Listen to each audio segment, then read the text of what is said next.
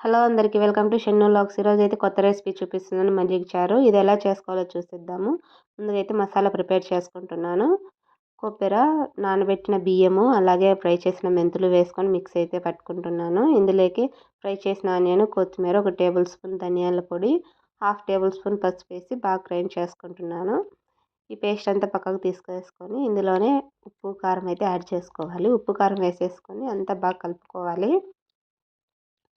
ఎంత బాగా కలుపుకొనేసి ఇందులోకి అయితే మజ్జిగ అయితే యాడ్ చేసుకోవాలి. మజ్జిగ ఉంటలు లేకోకుండా బాగా కలుపుకోవాలి. గట్టి పెరుగు అయితే గడ్డలు గడ్డలు ఉంటుంది కదా, అదంతా అలా గడ్డలు లేకోకుండా మెత్తగా నీట్గా అయితే కలుపుకొనేయాలి. ఇలా కలిపేసుకొని అయితే ఇందులో అయితే మసాలా అయితే వేసుకోవాలి. మసాలా వేసేసుకొని బాగా కలుపుకొని ఇందులోకి కావాల్సిన వాటర్ అయితే యాడ్ చేసుకోవాలి. ఎక్కువ పలుచగా లేకోకుండా కొద్దిగా చిక్కగా అయితే ఉండాలి చారు. కావాల్సిన వాటర్ అయితే వేసుకోవాలి.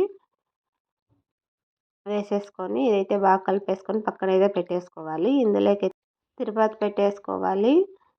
ఒక ప్యాన్ తీసేసుకొని అందులో కొద్దిగా ఆయిల్ వేసుకొని 1 టేబుల్ స్పూన్ ఆవాలు, చిన్న ఆనియన్, కరివేపాకు వేసుకొని అయితే ఫ్రై చేసేసుకోవాలి. ఇది ఫ్రై అయిపోయిన తర్వాత ముందుగా రెడీ చేసి పెట్టుకున్నాం కదా చారు, అదైతే ఇందులో అయితే వేసేసుకోవాలి.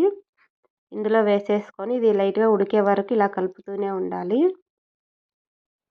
ఇది లైట్గా ఉడికే టైంలో ఇందులోకైతే ఉల్లవలు వచ్చేసి ఫ్రై చేసుకొని బాగా క్లీన్ చేసుకొని అయితే ఇందులో అయితే వేసుకోవాలి. ఉల్లవల టేస్ట్ అయితే చాలా బాగుంటుంది మజ్జిగ చారులో. ఒకసారి ట్రై చేసి చూడండి, మీకు కూడా చాలా బాగా నచ్చుతుంది. ఇలా అయితే ఫ్రై చేసుకోవాలి.